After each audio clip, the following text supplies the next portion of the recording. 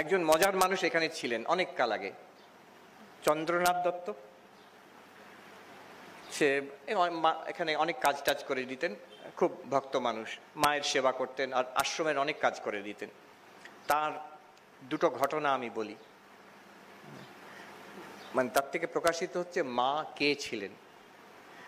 তো মা যখন পুজো করতেন, তারপরে এই চন্দ্র তখন ছেলে, ইয়াং ছেলে, সে উঠে যেত, মা তাকে বলতেন এসো বাবা বলে সন্দেশটা দিতেন, পুজোর সন্দেশটা, যেটা প্রসাদ, সেটা নিয়ে চলে আসতো।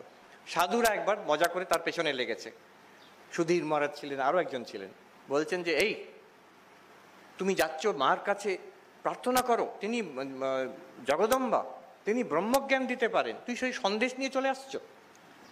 কি করব কি করব, সরল ছেলে খুব, কি করব বলুন, গিয়ে বলবে এরপর যে মা আমাকে ব্রহ্মজ্ঞান দিন। মা দেবেন? হ্যাঁ দিয়ে দেবেন, ব্রহ্মজ্ঞান দিয়ে দেবেন। তো সে রেডি হয়ে গেছে, বল ঠিক আছে তাহলে যাব।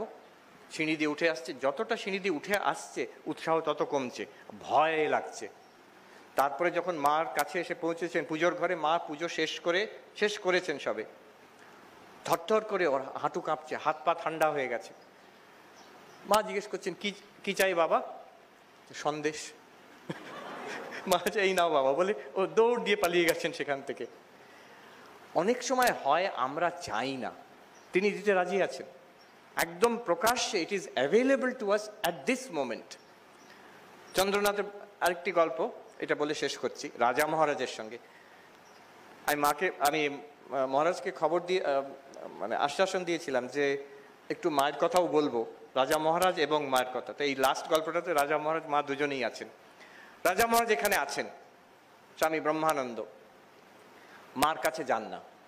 তো অনেকে ভাবতো এখানে আছেন, এত রাখাল করেন মা, কিন্তু মার কাছে যান না, কখনো কচিত একবার দুবার যান, মাঝে মাঝে। তো একবার চন্দ্রনাথ গিয়ে মাকে জিজ্ঞেস করেছিলেন যে রাখাল মহারাজ আসেন না আপনাকে প্রণাম করতে। তো এই কথাটা তারপরে মা কি বললেন সেটা কি গিয়ে আবার রাজা মহারাজের কাছে রিপোর্ট করেছেন, মহারাজ আমি কিন্তু গিয়েছিলাম, মাকে জিজ্ঞেস করলাম যে আপনি যান না মাকে প্রণাম করতে। তিনি বললেন, এই বলতে রাজা মহারাজ বলছেন কি বললেন উদ্গ্রীব হয়, যে মা বললেন ও রাখাল তো আমার নারায়ণ, সবসময় আমার কাছেই আছে। বলতে মহারাজ একেবারে সমাধিস্থ, গম্ভীর হয়ে গেলেন, স্থির হয়ে গেলেন, নিঃশ্বাস প্রশ্বাস বন্ধ হয়ে গেল, সে আবার চন্দ্র ভয়তে পালিয়ে গেল সেখান থেকে। রাজা মহারাজ যেতেন, মার কাছে যেতেন, কিন্তু সেগুলো অদ্ভুত দৃশ্য। একবার হাঁটতে হাঁটতেই চলে গেছেন মায়ের ঘরে, গিয়ে প্রণাম করলেন, মা কেমন আছেন? মা বলছেন এই বাতের কষ্ট, মাঝে মাঝে জ্বরও আসে। রাজা মহারাজ একটা ছোট ছেলের মতন প্রণাম করছেন, মা কথা বলছেন, এদিক সেদিক তাকাচ্ছেন। তারপরে বলছেন যে মা আমি হোমিওপ্যাথির অনেক বই পড়েছি, আপনাকে ওষুধ দিয়ে দেবো, ঠিক হয়ে যাবে। বলছে ঠিক হয়ে যাবে? হ্যাঁ ঠিক হয়ে যাবে বলে ওখান থেকে চলে এলেন। আসলে বাসুদেবানন্দজি বলছেন যে মহারাজের মায়ের কাছে গেলেই ভাব হতো, প্রায় উনি যাতে সমাধিস্থ না হয়ে যান ওইটাকে আটকাবার জন্য এই ছেলে মানুষের মতন একটা ছটফট করতেন আর প্রায় যেতেন না মায়ের কাছে। মা কে রাজা মহারাজ চিনতেন, স্বামী বিবেকানন্দ চিনতেন, ঠাকুর তো চিনতেনই, অন্যরা অতটা বুঝতে পারতো না। বিশাল একটি শক্তি এখনো এখানে প্রকাশিত আছে।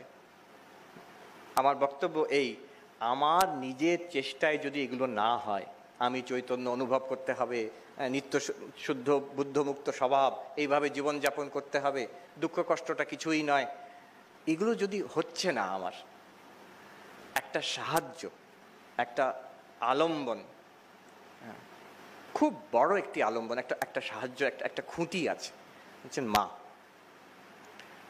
এটা অনেকে আমাকে বলেছে, এটা সবাইকার সম্মুখে বলা পুরোটা ঠিক নয়, কিন্তু এটুকু জেনে রাখবেন, সত্যি যদি সিরিয়াসলি কিছু চান এই জগতে হোক, জগতে জিনিস চাইতে নেই, আর আধ্যাত্মিকতা, স্পিরিচুয়ালিটি, জ্ঞান, ভক্তি, বিবেক, বৈরাগ্য, মাকে চাইবেন হয়ে যাবে, গ্যারান্টিড।